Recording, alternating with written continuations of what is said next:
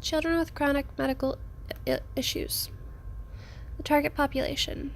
In the United States, there are about 10.3 million children and adolescents that have chronic medical conditions or illnesses. The chronic medical conditions are defined as medical issues that have debilitating symptoms or ones that last longer than 3 months in a year, which includes developmental illnesses. Limitations include cognitive, physical, or psychosocial development. Prevalence. There are around 4.4 million children with chronic medical conditions that are not able to maintain participation in school. These children miss a large portion of school. Many must also cope with social and academic challenges at school and thus may benefit from teacher assistance in improving their interpersonal functioning or academic performance. Nearly every teacher will have interactions with a student with medical condition at some point in his or her career. Limitations. Limitations include ability to function during school activities and socially in comparison with healthy age peers.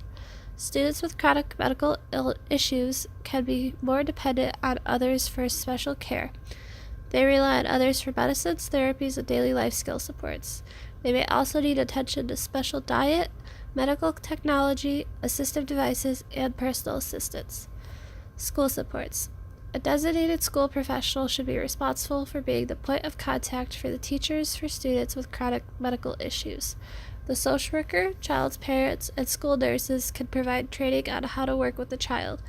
Teachers should use detailed care plans, placing importance on health, academic, and social needs to support children with medical issues in the classroom. Multidisciplinary team. It is important to have a team approach when children have chronic medical issues. Nurses, physicians, and other specialists can be beneficial when working with the child because of their knowledge of the condition. The child should be involved in the planning process, specifically in their academic planning. Teachers are often the first responders to children with chronic medical issues and should be trained in how to respond. School social worker role. Helping children cope with frequent absences, providing counseling and support for parents and children, teaching children strategies for coping with medical fears, assisting children and families who must manage side effects related to medical care, developing interventions for the classroom as well as emergency medical plans.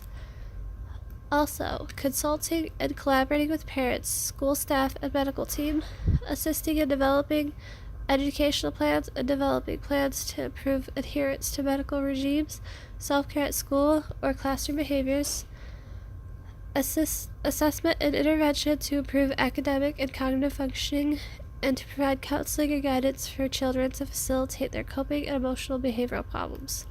I have included two resources at the end for more information on resources for chronic medical issues in children.